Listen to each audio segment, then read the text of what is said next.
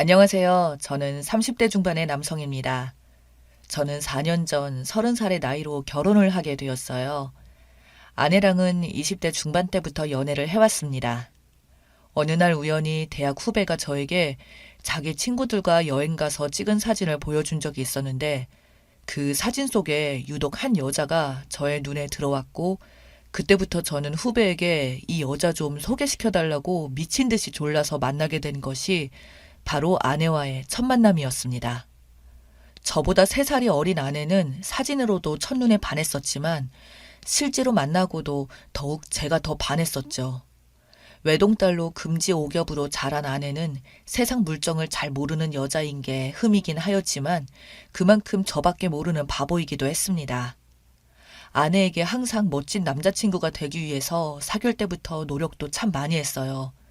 가끔은 제 분수에 맞지 않는 모습을 보인다고 허세도 부리며 큰돈도 대출받아서 선물하기도 하고 그 때문에 결혼할 때 돈이 모자라 저희 집에만 대출 사정을 털어놓고 부모님께 엄청난 욕을 먹게 되었죠. 무슨 선물을 하고 데이트를 하는데 대출까지 받아서 하냐면서요. 그래도 저는 그만큼 아내의 마음을 사로잡기 위해서 그거 하나는 지금도 후회하지 않습니다. 물론 아내는 그런 선물 안 받아도 괜찮았었겠지만 순진한 아내가 주변 친구들에게 밀리는 모습을 보여주기도 싫었고 제가 모자란 남자라는 걸 인식하게 만들기 싫었었거든요. 그 이후 우여곡절 끝에 그렇게 저는 아내와 결혼까지 골인했습니다. 아내는 처갓집에도 제가 그렇게 잘난 남자라고 소개를 이미 다 해놨었고 그래서 처갓집에 처음 갈 때 정말 부담 반 기대 반으로 갔어요. 왜냐하면 아내가 저를 대기업에 다니는 남자라고 소개를 이미 해놨었거든요. 그러나 실상은 저는 대기업의 하청 계열사였어요. 그저 아내에게는 대기업 계열사로만 말을 해놨던지라 아내는 그렇게만 믿고 있었던 거죠. 대기업 계열사이긴 하지만 실제 월급은 대기업 본사에 비하면 반 수준에 미치는 금액이었고 실제로 그 정도 월급은 중소기업 다니는 친구들이랑 비슷하거나 오히려 좀 더 적은 수준에 해당됐습니다. 그런 이유 때문에 저도 나름대로 본사로 이직할 기회가 간혹 생기면 노력을 하고 있었으나 생각처럼 그게 잘 되질 않았어요. 순진한 아내와 달리 장인어른은 저를 날카롭게 쳐다보시며 제 회사에 대해서 알아보셨다면서 딸아이가 말하는 것처럼 그렇게 근무 조건이 좋은 것 같진 않다고 말씀하셨고 제 연봉 조건이나 여러 가지 신상에 관한 걸 상세히 들으시더니 그만하면 됐다고 내가 걱정했던 건 사실 분수에 안 맞게 자네가 딸아이에게 이것저것 무리해서 해준 게 걱정이 되었으나 한편으로는 자네가 어떤 마음에서 그랬는지 이해는 간다며 앞으로 제 미래 계획에 대해서도 물으시더군요. 그날 장인어른과 정말 술 마시면서 이런저런 이야기를 많이 했습니다. 그 이후 장인어른은 저에게 사람 하나 좋은 게 참 마음에 든다며 딸아이는 사실 자네도 알겠지만 너무 순진해서 걱정이지만 정말 앞으로도 내 딸을 잘 보듬어 달라고 하시더군요. 그리고 저는 결혼할 때 장인어른께서 정말 많은 지원금을 보내주셨어요. 저희 본가에서도 제가 하나밖에 없는 아들이라 그런지 대출까지 받아서 돈을 주셔서 저희는 신혼부부임에도 불구하고 부부 공동명의의 집까지 한 채 장만해서 살 수 있게 되었습니다. 그리고 결혼할 때부터 장인어른이 딸에게 따로 어떤 말씀을 하셨는지 아내는 저에게 먼저 말하기를 우리 돈 모아야 되니까 앞으로 기념일이나 명품이나 이런 거 안 줘도 되고 해외여행도 1년에 한 번 정도만 가자며 말하는 아내에게 저는 너무 고마웠고요. 그때부터 사실 돈 나가는 지출이 확 줄어들었고 이만하면 살만 하겠구나 싶었죠. 하지만 결혼한 지 반년도 안 되어서 아내는 임신까지 하게 되고 그때부터 제 부담감과 책임감은 더 커져만 갔어요. 딸아이까지 출산을 하게 되니 이건 뭐랄까요. 정말 이대로 살다가는 아무것도 못할 것 같은 암울함이 순간 몰려왔습니다. 저희 두 부부의 기본적인 생활비도 있는데 그나마 작은 월급 쪽에서 아내랑 한 달에 한두 번의 외식도 하고 평상시 먹는 것 별로 안 아끼고 살았었거든요. 그래서 마트를 가게 되면 장도 크게 보고 음식이나 간식들을 쌓아두며 그런 생활을 했었는데 아이가 태어나자 산후조리원부터 돈 들어갈 게 정말 많더군요. 제가 낳은 소중한 자식이다 보니 미룰 수 있는 것도 아니고 그런다고 평범하게 그냥 사치도 안 부리고 생활해온 아내 보고 앞으로 딸아이 때문에 돈을 더 줄이자고 말하는 것도 쉬운 일도 아니었어요. 아내가 사치라도 부렸다면 그런 거라도 줄이자고 했을 텐데 가뜩이나 평범히 생활하던 아내가 한 번은 제가 넌지시 아이를 핑계로 아내에게 말을 꺼낸 적이 있는데 아내는 저에게 돈 모으는 거에서 우리 아기가 태어났으니까 조금씩만 덜 쓰면 안 될까라고 했더니 여기서 식비라도 줄이면 우리는 도대체 뭘 먹고 사냐는 말에 저 역시 아내가 하는 말이 틀린 말은 아니라서 할 말이 없더군요. 그래서 결국 결정했던 게 지금 다니고 있는 회사를 퇴사하고 예전부터 제안이 오던 업체로 이직하는 거였습니다. 대기업 계열사라고 하지만 그래도 대기업 이름이 붙어서 그런지 그곳에서 다닐 때는 상상도 해본 적 없던 일들이 제가 이직한 회사에서는 일어나고 있었습니다. 여러 가지 좋지 못한 만행들이나 접대 같은 것들이요. 회사 이직하기 전에 그 전 회사에서는 월급은 비록 작았지만 근무할 때 다른 사람들이 저에게 밥을 먹자, 술을 먹자고 했어도 그저 부담 없이 항상 거절하고 그랬었거든요. 즉, 당시에는 제가 거절하고 그래도 별 문제가 없었지만 중소기업으로 이직을 하니 돈은 계열사 다닐 때보다 훨씬 많이 받았지만 제가 직접 접대도 나가야 되고 그래서 일이라도 못 따오면 몇 년 못 다니고 잘리는 사람들도 많이 봤고 몰래 뒷돈 받고 도망가는 사람들도 많았고요. 그게 여기서는 반이라고 하더라고요. 원래 회사는 걸리면 경고받고 심할 때는 잘릴 수도 있었는데 저는 그게 겁이 나서 그런 식사 자리에 한 번 나간 적도 없는데 여기는 반대로 거의 대부분 그렇게 뒤로 받아먹고 있었습니다. 그게 물질적인 게 되었든 갑질이 되었든 간에 말이죠. 그렇게 갑의 입장에서 을의 입장이 되자 접대를 해야만 하는 입장이 되었고 그때부터 매일같이 저는 원치 않던 회식을 하게 되고 접대를 하게 되자 매일매일 집에 새벽이 되어서야 들어올 때가 대부분이었어요. 한 번은 너무 술을 많이 마셔서 포도당 주사도 맞아보고 건강검진을 받아보니 기존 간 수치의 7배에서 8배 되는 수치가 나오기도 했습니다. 문제는 그렇게 되면서부터 가족에 신경 쓰는 시간보다 밖에 나와서 일하는 시간이 대부분이었죠. 아내도 초반에는 많이 가져다주는 생활비와 월급 때문에 좋아했지만 시간이 점차 흐를수록 제가 새벽에 들어오는 문제로 잦은 다툼을 하게 되었어요. 그리고 접대 자리라 보니 여성분들과 동석을 안 할래야 안 할 수도 없었고 그 부분에 대한 것을 아내에게 사전에 인지를 시키려고 말을 했으나 아내는 저에게 오히려 더럽다는 둥, 자기도 그러면 바람을 피울 거라는 둥 폭언을 내뱉으며 저를 더욱 힘들게 했었죠. 그런 아내는 제가 이직한 것도 몰랐던지라 갑자기 제가 술을 마시고 새벽에 들어오는 걸 절대 이해를 못했던 것이죠. 급기야 아이를 데리고 친정으로 내려간 아내는 장인어른께서 설득해 주셔서 다시 집으로 돌려보냈을 정도입니다. 장인어른께서는 충분히 이해한다며 선만 넘지 말라고 하셨어요. 저는 하늘에 맹세코 아내에게 떳떳하지 못한 일은 한 적이 없었다고 당당하게 말씀을 드렸었죠. 그러나 그런 저를 더욱 힘들게 하는 사건이 발생하게 됩니다. 그날은 제가 해야 되는 일 중에 가장 큰 일에 해당되는 일이었습니다. 이번 건을 따내면 회사에 몇 년치 공사를 따내게 되는 거라 성과금도 약속이 되어 있었고 저도 거기에 심혈을 기울였어요. 다만 문제라면 담당자가 정말 더럽게 갑질하던 놈이라는 악명이 높은 것이었고 그놈 앞에서는 무조건 그냥 노예처럼 빌빌거려야 했습니다. 그놈은 접대 자리 붙어도 최고가 아니면 거들떠도 안 보고 그런 걸로 꼬투리 잡던 아주 더러운 놈이었던지라 접대 장소도 처음부터 1인분에 최소 7만 원에서 10만 원 이상 하는 그런 소고기집으로 장소를 잡아서 시작했었습니다. 그렇게 술이 어느 정도 들어가고 거래처 담당자가 담배를 피우러 간다고 하여 하지도 않는 담배를 사와서 그놈에게 불을 붙여주고 했더니 갑자기 제 뺨을 톡 치면서 참 애쓴다고 비웃듯 말하더군요.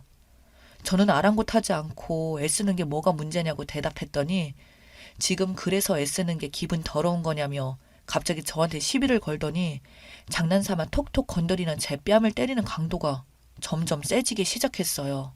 말을 하면 할수록 저에게 기분이 더럽다며 화를 내더니 급기야 제 뺨을 철썩하고 때리면서 욕을 내뱉는데 저는 그저 죄송하다고 그런 의도가 아니었다고 사과를 했습니다. 저는 정말 화가 났지만 이번 건에 모든 게 달려있다고 저희 아내와 딸아이를 생각하니까 참을 수 있었습니다. 그러나 뺨까지 때리니 주변 사람들이 다들 저희를 쳐다보고 있었고 그놈은 그게 더 흥분되고 재미있었는지 큰 소리를 치면서 저를 또 때리더군요. 그때 갑자기 사람들 틈에서 이서방 하며 장모님께서 나오시는 겁니다. 그 자리에 장모님이 식사를 하러 오신 줄은 상상도 못했었어요. 그러자 이 자식이 술이 좀 되었는지 장모님에게 짓거리면서 말하기를 이런 자존심도 없는 놈이랑 결혼한 딸은 안 봐도 뻔하다며 혀를 차더군요. 장모님이 그 말에 무슨 말을 그렇게 하냐고 당신이 뭔데 남의 뺨을 그렇게 때리냐니까 자기 말 한마디면 저 같은 인간 자르는 건 일도 아니라고 아줌마 그러니까 말 조심하라고 당신 사위랑 딸 한순간에 그냥 길바닥에 나앉게 만들어주겠다고 하면서 반발하는 그 자식을 보니 저는 도저히 참을 수가 없었습니다. 저는 필사적으로 계속 참아왔던 인내심이 순식간에 나와서 그놈에게 달려들었고 정신을 차려보니 제가 그놈 위에 올라타서 주먹을 날리고 있더군요. 결국 경찰까지 오게 되었고 경찰서에서 다 같이 가게 되었지만 다행히 제가 먼저 뺨을 맞는 폭행을 당했었기에 쌍방 폭행이 되었고 인격 모독 말까지 인정받아 경찰서에서는 별일 없었으나 그놈은 빨리 합의하라고 아니면 내가 니놈 반드시 잘리게 만든다며 협박을 하더군요. 제가 다니던 회사에서도 일 크게 만들지 말라더군요. 그런데 여기서 장인어른 덕분에 반전이 일어났습니다. 처가에서도 제가 회사를 옮기고 그런 수모를 당하고 있다는 걸 알게 되었던 거죠. 사실 장인은 장모님께 모든 사실을 다 들었다며 다음날 저를 저녁에 불러내어 식사 자리에 한 분을 부르더군요. 바로 자신의 고등학교 친구라고 데리고 나오신 분이 바로 그 건설사 이사장님이었습니다.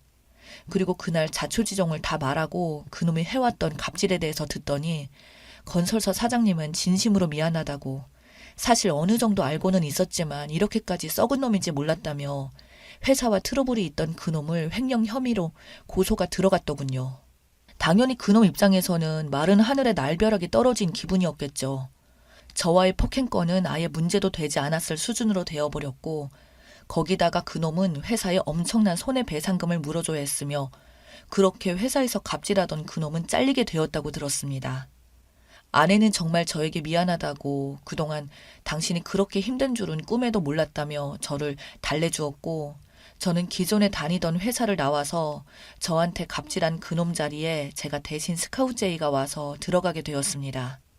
그 뒤로 회사 위상도 업계에서 나쁘지 않아 저는 접대 자리도 제가 거절하고 안 나갈 수 있게 되었고 그런 쪽에 신경 쓸 것도 없이 정말 일만 명확하게 처리하면 되는 위치다 보니 일의 성과가 많이 올랐다며 사장님께서 직접 성과금과 칭찬도 받으면서 일을 하게 되었습니다.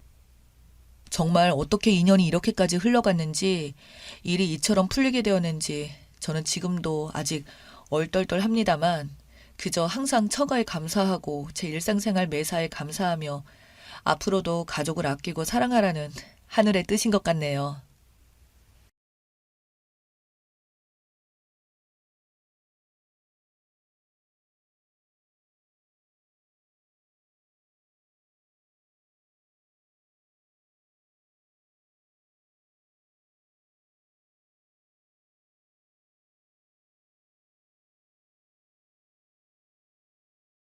안녕하세요. 저는 현재 35살, 남편은 40살입니다. 이번에 겪게 된 일로 인해 정말 인연이라는 게 있다는 걸 느끼게 되었어요. 저희 가족은 한식집을 운영하고 있습니다. 배달도 돼서 저녁 시간만 되면 주문이 많이 밀려왔죠. 그런데 비가 억수로 쏟아지던 날 하필 평소와 달리 배달이 더 많이 밀려 있었고 아빠는 빠르게 일을 마무리하려고 급하게 배달하다가 빗길에 미끄러지면서 크게 다치게 되는 일이 있었어요. 그때 아빠를 구해준 사람이 바로 지금의 남편입니다. 정말 고마웠죠. 그때 늦은 시간이었고 마지막 배달이었는데 그곳이 하필 인적이 드문 곳이라 차들도 거의 다니지 않았었거든요. 그때 마침 남편이 지나간 거죠. 그렇게 119에 신고를 하고 응급실에 실려갔는데 무릎이 골절이 돼서 후유증이 남아버리게 되었어요.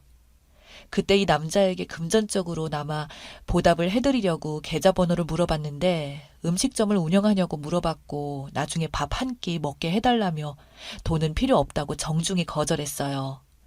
그렇게 헤어지고 며칠 후 저희 매장이 한가할 시간쯤에 직원 몇 분이랑 찾아오고 식사 함께 하고 들어갔어요. 식사가 다 끝이 나고 결제하려고 하길래 괜찮다며 손사래를 쳤지만 끝까지 결제를 하고 갔어요. 이렇게 이 남자와 인연이 닿으면서 그 이후에도 점심시간이나 저녁시간이 되면 자주 찾아와 끼니를 해결했고 매번 올 때마다 엄마는 음식에 많은 신경을 써줬습니다. 그런데 배달 전문인데 아빠 몸이 회복이 덜 돼서 배달을 하지 못해 직원을 구하고 있었는데 문 앞에 직원 채용 공고를 보고 관심을 보이면서 잠시 일을 쉬고 있으니 도와주겠다며 돈은 필요 없고 식사만 해결할 수 있게 해주면 된다면서 그날 당일 배달 주문을 받으라며 저희 의견은 묻지도 않고 오토바이에 올라탔습니다. 저희도 당황했지만 워낙 주문이 많이 밀려있고 급한 나머지 함께 일을 하기 시작했어요. 배달 일이 밀리지 않게 해결해주고 있어서 너무 고마웠습니다. 그렇게 지내던 중 너무 고생하는 듯 해서 아빠는 회식을 권했고 횟집에서 꽤 고가의 횟감을 시켜 소주 한 잔에 그동안 궁금했던 걸 이것저것 물어봤어요. 도와주는 건 고맙지만 지금 무슨 일을 하고 있나? 잠시 일을 쉬고 있다면서 적지 않은 나이 같은데. 원래 하던 사업이 있는데 건물 이전 준비를 하고 있어서 잠시 쉬고 있어요. 아마 다음 달이면 사업장으로 돌아가야 하네요. 그래도 사장님께서 말씀하신 것처럼 인연이 다 제가 도와드릴 수 있는 상황이 돼서 다행입니다. 이 인연이 앞으로 계속해서 이어지면 정말 좋겠네요.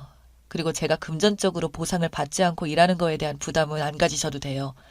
너무 신경을 많이 쓰고 계신 것 같아 다시 한번 말씀드리는데요. 저는 그냥 도와드리고 싶어서 그런 거니까 사모님께서 맛있는 밥만 차려주시면 그걸로 만족합니다. 무덤덤하게 저희가 하는 질문에 숨김없이 대답을 해주는 모습에 아빠를 구해준 건 고마운데 이렇게 시간이 한가한가 생각하며 빤히 쳐다보다가 저와 눈이 마주쳤고 순간적으로 화들짝 놀라 얼굴이 붉어져 시선을 회피했네요. 조금 신기했어요. 제가 평소에 겪어보지 못했던 남자였고 이 사람이 도대체 무슨 생각을 하고 있는지 마음을 읽을 수 없어서 계속해서 신경이 쓰이기 시작했죠. 배달 일을 하면서도 자신이 운영하는 사업장의 직원분들과 통화를 나누듯 바빠 보였습니다. 저희 아빠가 다쳤기 때문에 도와주는 건 정말 고마웠지만 한 달 뒤 본래 직업으로 돌아가야 해서 일할 사람을 다시 구하기 시작했고 이 남자는 정말 아무런 보수 없이 밥만 먹었습니다. 그렇게 한 달이 지나고 자신의 본업으로 돌아간다며 다음 날부터 얼굴을 볼 수가 없었어요. 그렇게 시간이 흐르고 매장에 한 통의 전화가 와서 받았죠. 저희와 인연이 닿았던 대식씨였고 저녁에 회식을 하려고 하니 전석 예약을 잡아달라고 부탁을 했어요. 저희는 바쁘게 테이블 세팅에 들어갔고 그리고 저녁 시간이 되니 많은 사람들이 우르르 몰려들어와 자리에 앉아 저희를 보며 반갑게 인사해 주길래 무슨 영문인지 몰라 얼떨떨한 상태로 들어오는 손님들께 인사를 하며 음식 준비를 하려고 하는데 때마침 대식씨가 들어왔어요. 그렇게 한참을 웃고 떠들며 회식을 즐기고 있는 직원들과 묵묵히 그 말을 들어주고 있는 모습에서 진짜 사장의 느낌이 물씬 풍겨 보였어요. 정확히 무슨 일을 하는지 물어보진 않았어요. 사업을 하고 있다는 말만 들었을 뿐. 그런데 생각보다 덩치가 있는 분들이고 여성분들은 한 분도 계시지 않길래 어두운 생활을 하시는 분들인 것 같아 걱정이 되었지만 대식 씨의 얼굴 표정과 직원들의 모습을 보면 전혀 나쁜 일을 하는 분들은 아닌 것 같아 회식이 끝나고 무슨 일을 하는지 물어보기로 결심했죠. 그렇게 문 닫을 시간이 한참 지나 회식 자리가 끝이 나고 너무 늦게 마무리해서 죄송하다며 저에게 말을 건네왔어요. 사장님 어디 가셨어요? 몸이 안 좋으셔서 오늘은 일찍 들어가셨나 봐요. 몇 달 만에 와서 얼굴 좀 뵙고 싶었는데 다쳤던 무릎이 많이 쑤신다고 오늘은 일찍 들어가셨어요. 요 며칠 무리하셨거든요. 식사하시면서 불편한 건 없으셨어요? 괜찮았어요. 직원분들도 친절하시고 음식 맛도 좋다고 앞으로 회식은 여기에서만 하자고 난리던데요. 그래도 신경 써주셔서 편하게 식사했네요. 저희가 회식을 자주 하는 편은 아니라서 아마 몇 달 뒤에 다시 올 것 같아요. 그럼 사장님께 안부 전해주시고, 사모님, 오늘도 변함없는 음식 해주셔서 정말 감사합니다. 혹시 실례가 안 된다면 무슨 일을 하시는지 알 수 있을까요? 저희가 배달도 되거든요. 대식 씨는 저를 보며 웃으면서 물류 쪽 일을 한다고 대충 얘기를 흘리면서 밖에서 부르는 직원들의 손짓에 급하게 인사하고 나갔어요. 그렇게 모두가 떠난 자리를 치우며 엄마와 이런저런 대화를 하던 중 엄마는 대식 씨가 참 마음에 든다며 좋게 보고 있었습니다. 언제 뭘 봤는지 아직까지 미혼인 것도 알고 있었고 엄마랑 둘이서 꽤나 많은 대화를 한 것 같았어요. 저보고 마음에 있으면 둘이 만나보는 것도 좋을 것 같다며 다리를 놓아주시려고 계획까지 하고 계신 걸 보니 당황스럽기도 했지만 제가 여태까지 만나본 남자 중에 인성 바르고 제일 괜찮아 보였죠. 그렇게 뒤에서 엄마의 노력 끝에 저희 둘은 만남을 가지게 되었고 첫 만남이 좋았기에 서로에 대한 인상도 좋게 다가와 본격적으로 연애를 하게 되었습니다. 그러면서 대식 씨가 일하는 곳도 가보게 되었고 제가 생각했던 어두운 곳이 아닌 직원분들 모두 땀 흘리며 열심히 일하는 곳이었어요. 회사 직원분들과 인사도 나누고 직원분들 점심 식사하라고 엄마는 음식 배달까지 시켜주면서 정말 좋은 관계를 유지해 나갔죠. 그런 모습들을 옆에서 지켜본 저희 부모님은 대식 씨를 저녁에 술 한잔 하자며 불렀고 조심스럽게 속마음을 꺼내 놓았습니다. 우리 딸이랑 결혼할 생각 없나? 지금까지 좋게 만나고 있고 서로 잘 맞는 것 같은데 우리 인연이 보통 인연도 아니고 말일세. 조만간 결혼도 생각해보면 나쁘지 않을 것 같아만 어떻게 생각하는가? 어, 저도 세희 씨 좋아하고 있고 앞으로 먼 미래까지 생각하면서 만나고 있습니다. 하지만 저는 세희 씨처럼 부모님이 두 분 다 계시지 않습니다. 제가 막 태어났을 때 버려진 걸로 기억하고 있어요. 저는 고아원에서 자랐거든요. 그래서 남들 시선이 좋진 않아요. 그렇기 때문에 결혼도 망설인 거고요. 제 마음을 꺼내놓기가 힘들었어요. 제가 이 말을 하면 어떻게 받아들일지 모르겠지만 혼자 살아왔어도 나름 성공한 인생이라고 생각해요. 허락해 주신다면 행복하게 잘 살겠습니다.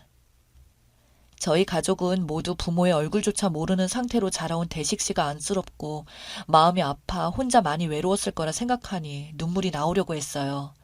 그래서 엄마가 해준 음식에 대해서 집착이 심했던 것 같아 함께 살면서 아팠던 마음 위로해주면서 행복하게 살고 싶어 대식 씨와 결혼하겠다고 다짐했습니다. 그렇게 저희 가족 모두 동의했고 결혼식 전 이것저것 준비할 게 너무 많아 거의 매일 만나다시피 함께 있었고 그렇게 준비하다 보니 벌써 결혼식이 다음 날이었어요. 대식 씨가 저희 식당에 와서 다음 날 문을 닫아야 하기 때문에 같이 정리를 해주고 있었는데 엄마가 설거지를 하는 도중 이상하게 물이 나오지 않아서 쌓여있는 설거지를 하지 못해 답답해하고 있었고 대식 씨가 거들어 이리저리 살펴보는데 예전에도 이런 적이 한 번 있었다며 엄마는 잠시 살펴보러 간다고 자리를 비웠었고 대식 씨는 배관이 녹아 막힌 것 같다며 업체를 부르는 게 좋을 것 같다면서 전화를 해봤지만 너무 늦은 저녁이라 전화 연결이 되는 곳은 없었죠. 그런데 한참이 지나도 엄마가 오지 않았고 뭔가 문제가 있는 것 같아 수도 밸브를 조절하는 창고에 들어갔는데 엄마는 없었습니다. 다시 매장에 들어와 엄마에게 전화를 해봤지만 전화기는 꺼져 있었고 대식 씨는 저에게 다가와 무슨 일이냐며 상황을 물어보길래 엄마가 전화기도 꺼져 있고 상수도 밸브 조절하는 곳에도 가봤지만 엄마를 찾을 수 없다고 하자 대식 씨가 찾아보겠다고 밖으로 나갔습니다. 그런데 시간이 지나도 대식 씨까지 소식이 없어 전화를 하니 마찬가지로 전화기가 꺼져 있었고 너무나 걱정돼 밖으로 나가 건물 주위를 둘러보았어요. 그런데 옥상에 불이 켜져 있길래 늦은 시간이었고 아무도 옥상에 올라갈 사람이 없는데 불이 켜져 있는 게 이상해서 빠르게 옥상으로 올라가 보니 물탱크 뚜껑이 떨어져 있고 그 안에서 이상한 소리가 들려오고 있었습니다. 저는 급하게 물탱크에 연결되어 있는 사다리를 타고 올라가 어두운 곳을 핸드폰 플래시로 비치자 충격적인 장면을 보고 말았어요. 대식 씨는 엄마를 목마 태우고 계속해서 반복적으로 점프를 하고 있었고 엄마는 위로 올라오려고 손을 뻗고 있었습니다. 저와 눈이 마주치자 하늘에 감사하다며 엄마가 제 손을 잡으려 하자 대식지는 그러다 같이 빠질 수 있다고 무리한 행동하지 말라며 119에 신고를 해달라고 힘겹게 버티고 있었네요. 저는 떨리는 손으로 119에 신고를 했고 대식씨는 엄마를 목마 태운 상태로 얼굴이 잠겼다 올라왔다를 반복하면서 가쁜 숨을 내쉬고 있었습니다. 저는 조금만 버티라며 구조대가 올 때까지 긴 파이프를 잡을 수 있게 넣어주며 그 모습을 지켜보고 있었고 그런 모습에 결국 눈물이 터지고 말았어요. 어떻게든 엄마를 살리려고 안간힘을 쓰고 있는 대식씨를 보니 너무나 고마웠지만 한편으로는 너무 미안했어요. 자기 몸을 희생하면서까지 이렇게 행동할 수 있는 사람이 도대체 몇이나 될지 대식씨가 정말 대단하게 느껴졌습니다. 오랜 시간이 걸리지 않아 구조대가 올라왔고 엄마와 대식씨를 손쉽게 끌어올려주면서 상황은 정리가 되었어요. 엄마와 대식씨는 서로 살았다며 격한 포옹을 하며 어디 다친 데는 없냐고 서로 이리저리 살폈고 구조대원에게 연신 감사하다며 고개를 숙였습니다. 어떻게 물탱크 안에 둘 다 들어가게 된 건지 물어보니 엄마가 처음 옥상에 올라가실 때 물탱크 뚜껑이 열려 있어 닫으려고 올라갔는데 물탱크 안에 고양이가 빠져서 죽은 상태로 배관을 막고 있어 바닥에 떨어져 있는 파이프로 고양이를 들어 올리려고 애쓰다가 몸이 반쯤 들어갔을 때 균형을 잃고 빠졌다며 한참을 허우적거리면서 살려달라고 외치는 도중 대식씨가 물탱크 안에 빠져있는 엄마를 보고 끌어올리려 했지만 물이 몸에 젖어 있어 무거워서 끌어올릴 수가 없었고 119에 전화를 하려 했으나 손이 물이 묻은 상태라 핸드폰이 미끄러지면서 물탱크 안에 빠졌고 급한 마음에 대식씨가 물탱크 안으로 들어가 엄마를 목마 태우고 버티고 있었다네요.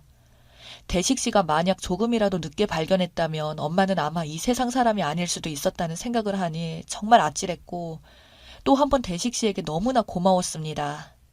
엄마는 건물주에게 전화를 해서 물탱크 안에 고양이가 빠져 있으니 처리해달라고 요청했고 녹초가 된 저희는 다음날 결혼식을 위해 일단 매장일을 마무리하고 집으로 들어갔습니다. 그렇게 다음날 결혼식은 아무런 문제 없이 무사히 끝이 났고 지금은 아주 행복하게 잘 살고 있어요. 대식씨는 매일같이 엄마가 차려준 아침밥에 너무나 행복해하면서 엄마에 대한 그리움을 위안 삼는 것 같아요. 저희 엄마가 해준 밥상이 이 세상에서 제일 최고라며 매일 점심 식사는 직원들과 함께 저희 식당으로 찾아옵니다. 생각지도 못한 상황에서 찾아온 인연이 저희 가족을 2번이나 구해준 남편에게 너무 고맙고 6개월 이후에 태어날 우리 아이와 앞으로 행복하게 잘 살았으면 하는 바람입니다. 제 사연 읽어주신 분들 저희 식당으로 모두 초대하고 싶네요. 항상 행복하시고 좋은 인연 많이 만드시길 바랍니다. 감사합니다.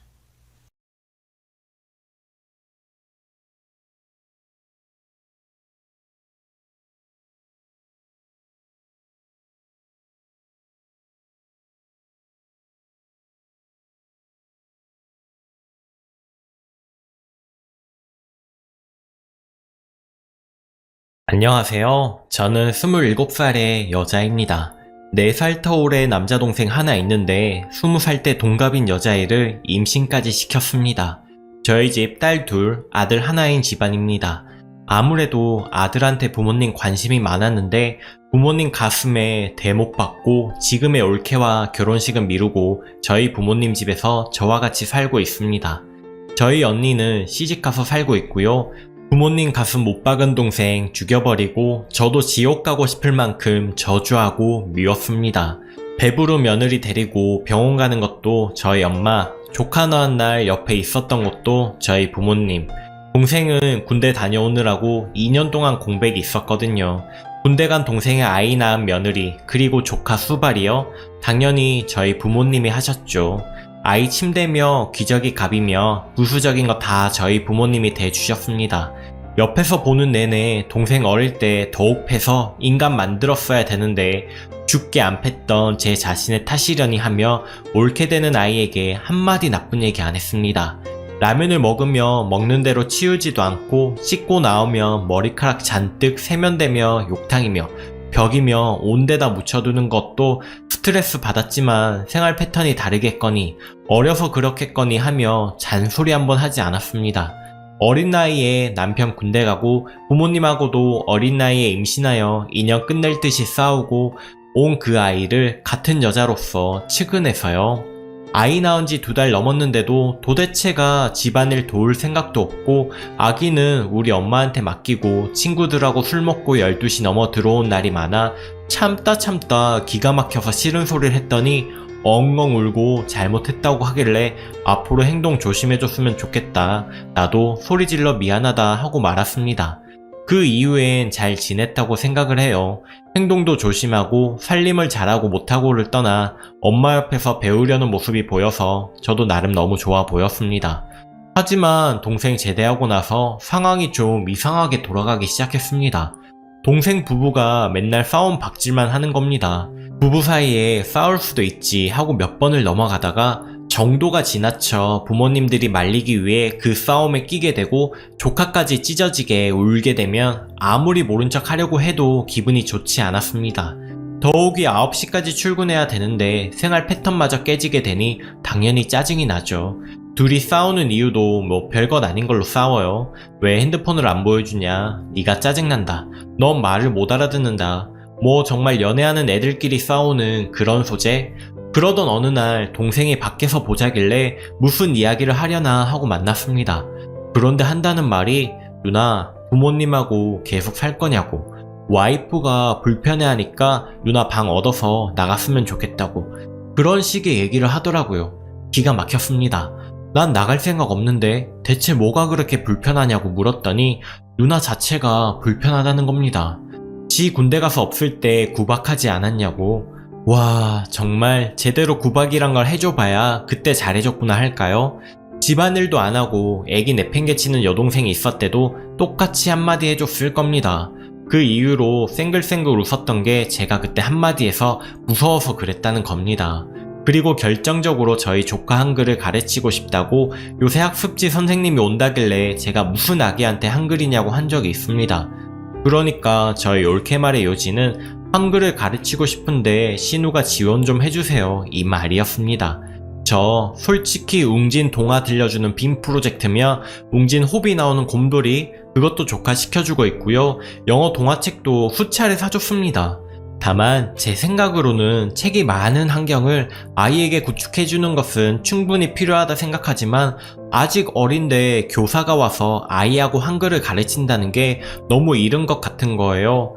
한소를 시키고 싶다고 해서 무슨 상담 교사라는 사람이 와서 쬐끄만 아기 테스트 하는데 무슨 스티커 붙이는 걸 하면서 포도면 포도색 스티커 붙이고 그런 거더라고요. 가만히 있는 걸 싫어하는 조카 앉아있지도 않는데 애 엄마가 뒤에서 앉아서 움직이지도 못하게 만들고는 스티커를 붙이게 하는데 애가 붙이니까 상담 교사는 충분히 한다고 그랬더니 올케는 얼굴까지 붉히면서 좋다고, 언니 어때요? 지금부터 하면 괜찮겠죠? 이러는 겁니다. 상담 교사란 사람은 이렇게 똘똘한 아이 없다고 지금 시켜야 언어가 폭발하니 뭐 해마가 어쩌니 하는데 전 아무리 생각해도 아이를 이렇게 책상에 앉혀서 하는 게 너무 이상하게만 보여서 생각해보고 연락 준다고 하고 보낸 일이 있습니다. 뭐 책값이 27만원에 교육비 46,000원이라는데 솔직히 뭐가 저렇게나 비싼가도 싶었고요. 가져온 견본을 보니 무슨 얇디-얇은 그림책 꾸러미가 효과가 있으니 그렇겠지 싶긴 하지만 애를 앉혀놓고 수업한다는 게 너무 이상해서 조금 있다가 시키는 게 좋겠다 한 적이 있습니다. 그 일이 올케한테 너무 상처라네요. 돈 없으면 애 교육도 안 시켜야 되냐고, 자기 무시하는 것 같다고 나중에 갚을 건데 너무한다면서요. 동생 대학도 아직 졸업도 안 했고 올케 대학 중퇴에 일하는 자체도 싫다고 한 사람들인데 돈을 갚아요? 그냥 돈 버린다 생각하고 도와주고 있는데 세상에 저렇게 말을 하다니요. 나보고 나가주면 안 되냐는 이 정신 나간 것들 어떻게 해야 되는 겁니까? 정말 제가 문제가 있는 건가요? 아이 가진 어머님들 정말 저런 식의 태도가 기분 나쁠까요? 궁금합니다. 후기 1. 가정의 평화를 위해 나를 지키기 위해 전쟁을 치르고 너무 지쳤네요. 동생은 저보고 나가달라고 했고 저는 싫다고 했습니다. 동생이 나가달라는 이유는 단 하나, 올케가 불편해하니 나가서 살아달라는 거였죠. 정말 그 긴 시간 동안 내가 지를 개패드 패기도 하고 동생이랑 싸움나 큰 운장 2개 달린 그 긴 세월 동안 적어도 남매이기 때문에 참아왔던 것들, 피가 섞였기 때문에 희생했던 것들, 그래도 동생이라고 아직도 등록금 대출 갖고 있는 내 사정에 조카 부족함 없으라고 투자했던 부분들마저 동생이란 인간이 비참히 밟아버린 그 후 뭘 어찌해야 할지 참 답답했습니다. 저한테는 너무나 큰 충격이었고 또 상처가 되었습니다. 부모님에게 말씀도 못 드렸고요. 저희 부모님 아들 앞에선 안 우셔도 딸 앞에선 우십니다. 저희 아버지 정년 2년 남기고도 여전히 교대 근무하시며 손자 뒷바라지 하시고, 저희 어머니 초보의 어린 며느리 대신 자식 키우듯 정성 다해 손자 키우고 계시면서 손자 재롱에 웃으시다가도 자식 잘못 가르친 죄책감에 늘 갇혀 사십니다. 이런 부모님께 동생 아직 정신 못 차렸다고 어찌 얘기할 수 있겠습니까? 추석에 언니가 와서 동생한테 말했습니다. 언니, 저랑 3살 차이, 동생하고 7살 차이 납니다. 정말 언니가 기저귀 갈고 엄마 대신 안아 키운 동생이 한다는 꼴에 가슴에 멍 만든 채 동생한테 마음 닫고 산지 오래됐습니다. 그래서 올케며 동생이 언니만 오면 긴장하고 언니 눈치를 봅니다. 강인했던 언니인데 제 말 듣고 펑펑 울었습니다. 그 시기 하나 때문에 집안 꼴이 이게 뭐냐고. 저도 펑펑 울었죠. 왜 그렇게 서운했는지 이미 나쁜 놈이라고 생각했는데도 저 역시 펑펑 울었습니다. 저도 언니도 아무 말 안 한 채 추석을 어떻게 보내는지 지켜봤습니다. 저희 집 큰 집은 아니지만 큰 집 어른들이 지방에 사셔서 서울에 사는 친척분들이 저희 집에 옵니다. 올케 뭐가 불만인지 표정도 어둡고 방에서 잘 나오지도 않았어요. 원래 명절마다 엄마를 주축으로 저희 둘이 대부분의 일을 하고, 올케는 해죽해죽 웃으며 옆에 자리만 지키다 설거지 있으면 하고 음식물 쓰레기 생기면 버리고 오고 뭐 이 정도의 일을 했는데, 이번에는 방에 있다가 엄마가 부르면 대답 없이 나와서 일하고 또 방에 들어가고 이러더만요.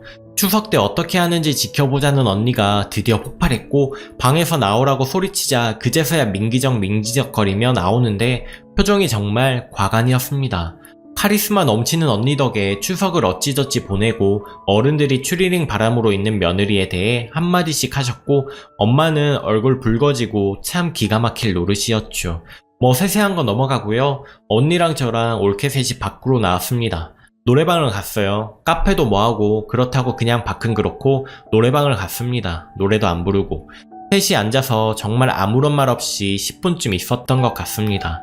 옆방 앞방에서는 너도 나도 강남스타일 부르고 상황은 웃겼지만 아무도 웃지 않는 노래방에서 언니는 올케한테 불만 많은 것 같은데 대놓고 얘기하는 게 좋을 것 같아서 불렀다고 하니 올케가 쎄한 눈으로 절 보더군요.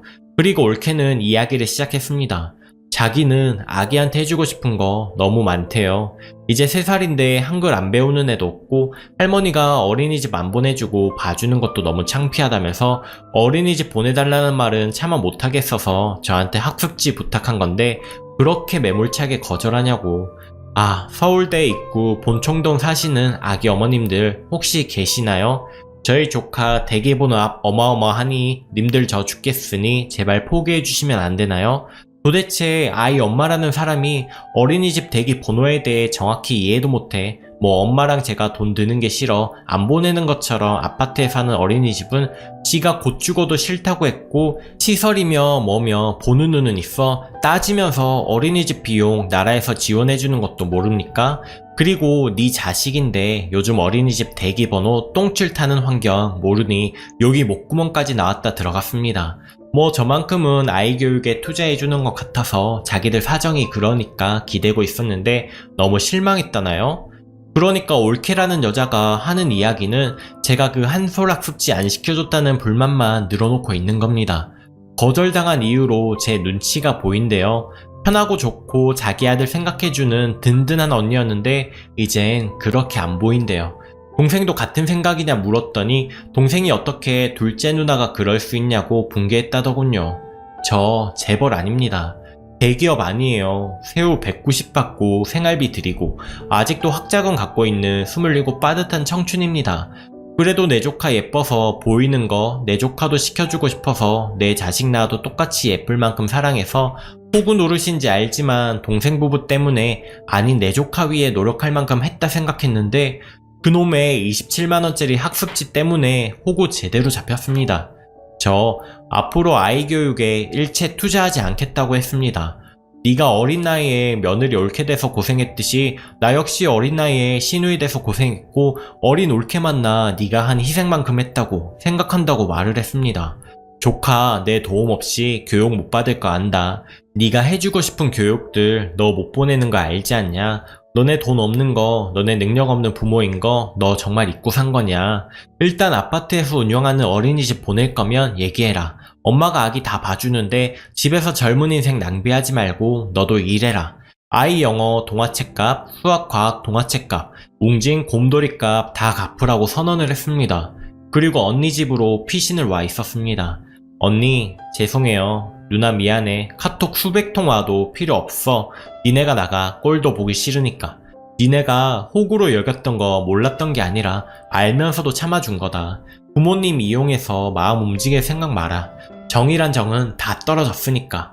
제발 인간답게 살라고 애원하고 빌기도 했던 내 동생아. 호구 누나 이제 정신 차렸다. 능력 없는 부모든 내 조카, 그동안 그가 가려주려고 고모가 참 노력했는데 이제 못 해먹겠다. 내가 또 부모님 마음에 돌 하나 얹어드린 건 내 인생 나 살아야 되니 너네가 우리 집에서 나가. 거기 우리 집이야. 나랑 부모님 내 가족이 살던 집. 추가합니다. 제가 언니 집으로 왔던 건 일단 걔네들 얼굴 마주치고 싶지도 않았고요. 그리고 정말 둘째 누나가 어떻게 그럴 수 있냐고 했던 동생 얼굴만 생각하면 자다가도 분노의 하이킥이 자동으로 나오고 배신감에 치가 떨려서 정말 제가 제 동생을 죽일지도 모르겠다는 생각이 들어서 언니 집으로 왔습니다. 오랜만에 언니랑 있으니 참 좋대요. 형부도 너무 재밌고 웃긴 분이라 처제 방 하나 줄 테니 가지 말라고 매일 치맥 달리고 셋이 어제 아침까지 재밌게 보냈습니다. 그 애들 전화 시도를 무척이나 많이 했지만 단 한 통도 받지 않았습니다. 누나 일단 들어와. 이야기만으로 하자며 며칠에 걸쳐 100통에 가까운 카톡을 둘이서 보냈습니다. 뭐 대부분 오해야 누나 일단 집에 들어와 등등 개소리를 장렬했지만 일체 다 보내지 않았고요. 그러다 엊그제 언니랑 많은 상의 끝에 부모님과 상의하기 위해 퇴근 후 부모님과 밥을 먹었습니다. 동생과 싸워서 집을 나가 있을 거라 생각한 부모님은 할 말을 잃으시더군요. 아직 어리니까 네가 좀 이해해주라 하며 늘 좋게 말씀하시던 엄마도 입을 꾹 다무셨습니다. 저희 옳게 저한테 미안하다고 메시지 보내고 전화했던 것과는 다르게 너무나 잘 지내고 있다는 말씀도 하셨고 저 없으니 지 세상 만난 듯 행동 자체가 변했다더군요. 미세하게요. 어른 있는데도 거실에 벌러덩 누워 TV를 보는 그런 아주 미세한 것들이 변했다는 말에 더욱 기가 막혔습니다. 그 집을 차지할 요량으로 나가라고 한 거니 이 빨래 몽둥이로 패도 시원치 않을 거사 엄마에게 말씀을 드렸습니다. 엄마, 내 생활비하고 아빠 생활비만으로 나 엄마 아빠 동생 옳게 조카 생활한다는 거 자체가 너무 힘든 일 아니냐고. 내가 조카 교육에 투자 한번 했다는 이유로 평생을 책임지길 바라며 내 인생은 어떻게 되겠냐고 강력하게 말씀드렸죠. 부모님은 일단 집에 가자고 하셨고 언니는 그 애들 있는 곳에 절대 저를 들여놓지 않겠다고 맞섰고요. 저는 들어가기로 결정을 했습니다. 어제 저녁 거실에서 동생 무릎에 베개하며 TV 보던 올케가 저 보자마자 놀라더군요. 왜 이제 오냐고 하며 역겨운 소리를 했지만 정신을 부여잡고 부모님과 함께 얘기를 했습니다. 동생은 고개만 푹 숙이고 있어서 제가 고개 들라고 했습니다. 그리고 주먹으로 얼굴을 때렸습니다. 부모님 말없이 지켜보시고 올케는 소리 지르고 쌍욕을 퍼부었습니다. 본성이 나오는 거죠. 내가 모아놓은 돈 이제 500분이다. 나 아끼고 살면서 도와줬더니 어떻게 동생이란 놈이 이럴 수 있냐고 싸대기 갈기고 성격대로 때렸습니다. 동생 맞고만 있고 옳게 막으면 산다는 말이 언니 남자친구 연하잖아요. 결혼하려면 멀었잖아요. 할 말을 잃었습니다. 제 남친한테도 전화 개인적으로 해서 뭐 사달라 막내 동생 응석 피는 양 쫑알된 역사도 있고요. 다 시커먼 속으로 무언가를 바라고 말이죠. 엄마가 그 말 듣고 못 참았는지 엄마가 그동안 손자 생각해서 정말 많이 참고 산 거 너네 잘 알 거다. 너 하나 때문에 집안이 이렇게 되어가는데 넌 대체 뭐라고 사는 거냐며 처음으로 동생한테 화내시더니 동생이 울었습니다. 그리고 올케에게 너희 집 전화하겠다고. 내가 딸도 가진 엄마인지라 늘 내 아들이 잘못했네. 내 아들은 너네 집에 죽일 놈이라며 늘 죄지은 마음으로 살았다. 손주 내 아들 딸보다 예뻐서 참고 참았지만 내 딸들한테 피해주면 나는 손주고 뭐고 너 볼 생각 없다. 너네 집에 전화해서 너네 부모님께 생활비를 받던지 아니면 보증금을 줄 테니 짐 싸들고 나가던지. 지금은 나도 너네 보고 싶지 않다라고 말씀하시고 나가셨고 아빠는 정말 사는 낙이 없다 한마디 하시고 가셨습니다. 올케가 집에 전화하는 거 싫은데 하면서 엉엉 울었고 동생도 울었습니다. 전쟁 갔던 어제 잠 한숨 못 이루고 출근했고 오늘 저는 엄마 아빠와 함께 올케 부모님을 만나기로 했습니다. 동생 패고 나니 속은 후련하네요. 조카 내 품에 안겨 새근새근 잠자던 모습 아직도 생각나 눈물이 앞을 가리지만 그런 천사 같은 조카에게 어울리는 부모가 되도록 더욱 강하게 가르치겠습니다. 동생도 올케도.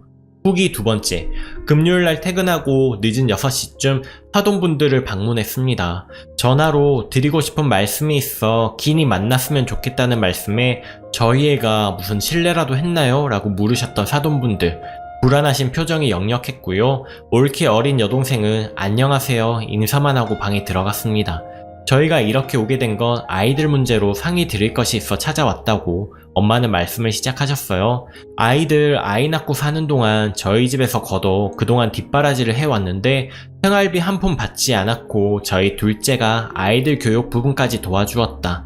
그동안 며느리가 부모님과 명절 아니면 잘 왕래도 하지 않고 저희도 늘 조심스러웠고 예전에 아이들 아이 가졌다고 대책 마련하는 차원에서 만났을 때도 사돈이 저희 아들 원망하는 태도를 아직 잊지 않고 있어 저희도 그 마음 충분히 이해하기에 사돈에게 이렇다 저렇다 말하기 껄끄러워 지금껏 말하지 않은 부분이 있다.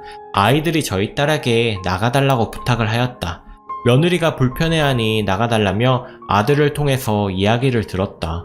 이 일로 인해서 저희 딸은 크게 상처를 받았고 아들 부부에게 우리 가족은 무척 실망을 하였다. 우리는 그동안 아들이 군대에 있는 동안 손자를 키웠고 며느리를 거두었으며 살림에 대한 부분에 있어 8대2 정도 분배로 자기들 방 청소나 먹은 후 설거지, 같이 장보기를 며느리가 했고 5대5 정도로 손자를 돌보았다고 생각한다. 며느리가 어리고 초보라 아이를 잘 다룰 줄 몰라 많이 관여하였고 아이에게 필요한 물품들 역시 아빠 그리고 딸의 월급으로 충당을 하였다. 아들은 아직 대학을 다니고 며느리는 아이 양육을 위해 대학을 중퇴하였고 고로 아이들에게 받은 생활비가 없는데도 지금까지 아버지 돈, 딸 돈으로 식구들 살림을 하였다. 이 부분에 있어 아들이 대학을 졸업하고 좋은 직장을 잡을 때가 있을 것이라는 생각으로 참아왔다. 아들이 제대할 때도 둘은 매번 싸움으로 집안을 어지럽혔고 며느리는 친구들 만난다고 늦게 들어올 때도 가끔 있어 불만스러운 점이 한두 번이 아니었지만 손주를 생각하여 크게 관여하지 않았다. 하늘에 맹세하고 아들보다 며느리의 눈치를 더 보고 지금껏 살았고 어린아이가 양육을 포기할까봐 늘 전전긍긍해왔다. 그러나 내 딸마저 상처받은 상황을 보고 더 이상 참지 않고 살고 싶어 아이들을 내보내려 한다. 사돈에게 이 부분을 알려야 할 것 같아 말씀드리러 왔다. 대충 이렇게 말씀을 하셨습니다. 그런데 정말 놀라운 건 안사돈분이 정말 단 한 번도 생활비를 가져다 주지 않았냐고 묻는 겁니다.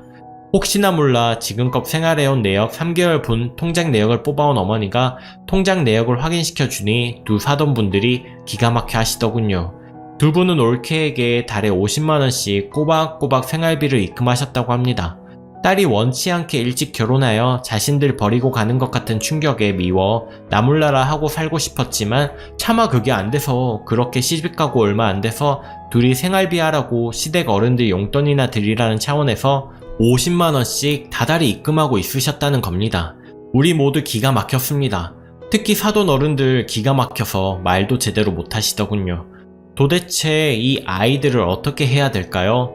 달에 50만원을 벌려면 일을 한 달에 몇 시간씩 해야 되는 건지 알기는 할까요? 저는 지금도 두 손이 다 떨립니다. 게다가 둘이 사는 모습 보고 싶어서 찾아가면 왜 안 되냐고 물으면 시부모님이 싫어하신다고 했다는 겁니다. 저희 정말 사돈분들의 도움이 무척 절실했고 저희가 몇 번이나 사돈분들 얘기해도 올케는 잘 연락 안 하고 산다는 대답뿐이었는데 말입니다.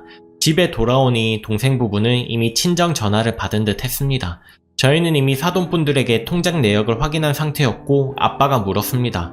대체 돈을 어디다 쓴 거냐고. 엄마는 동생 부부 각자에게 일주일에 5만원씩 용돈을 주셨고요. 필요한 게 있다 하면 그때그때 얼마씩 주셨고요. 그럼 얘네들 거의 달에 90만원을 가지고 있었던 셈이네요.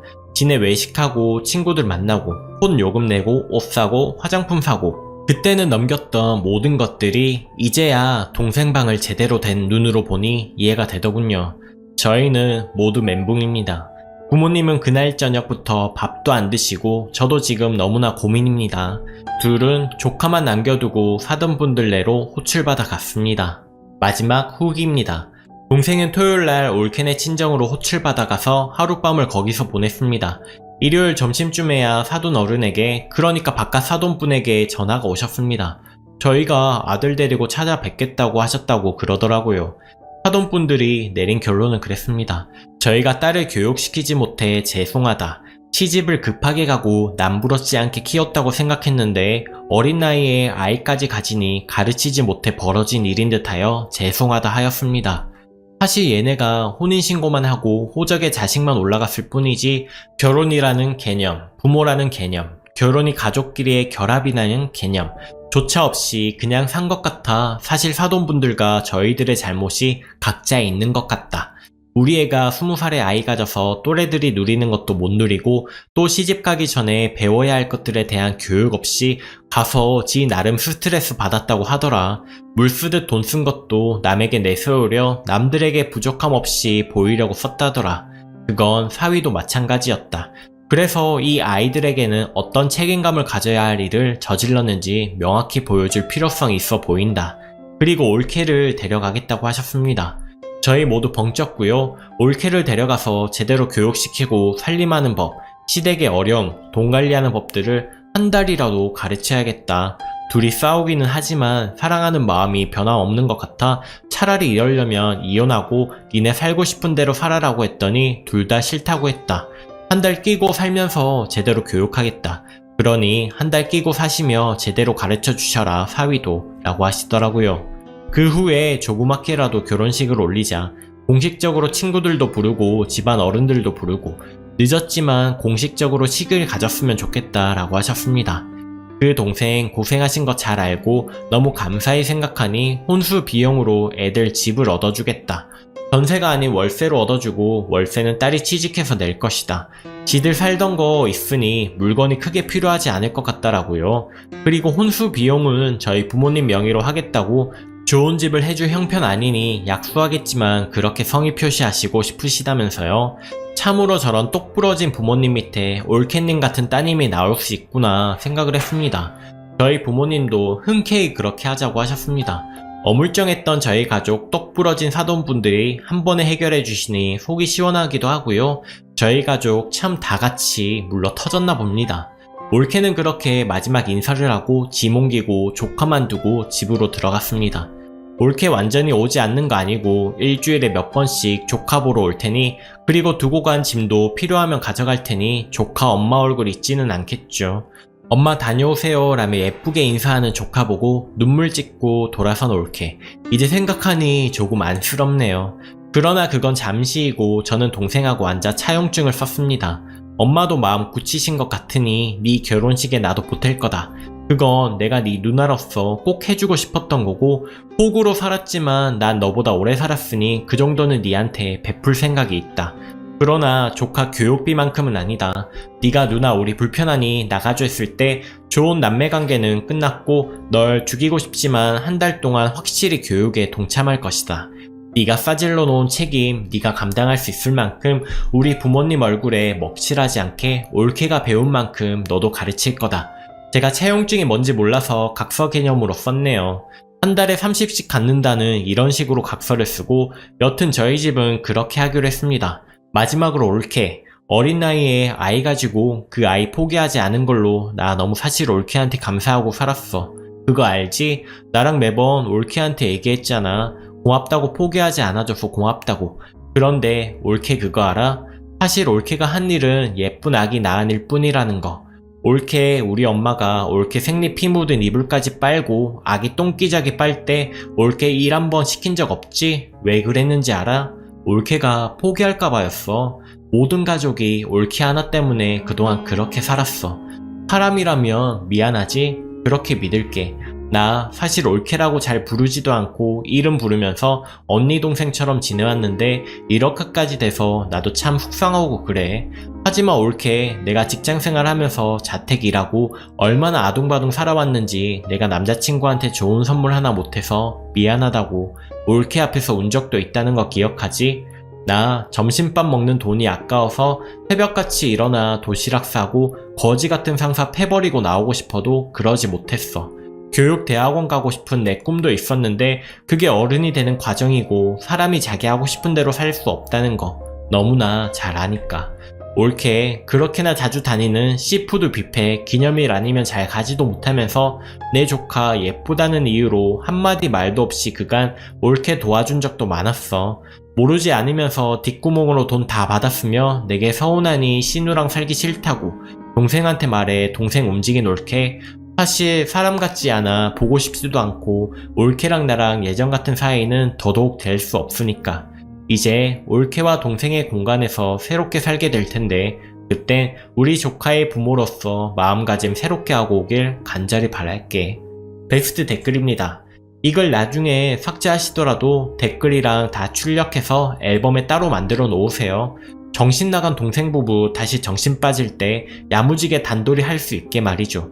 그리고 나중에 조카가 커서 고모 이게 뭐야? 하고 물으면 니네 엄마 아빠가 그런 적이 있었어 하며 다 추억이라 모아두었다고 해주세요.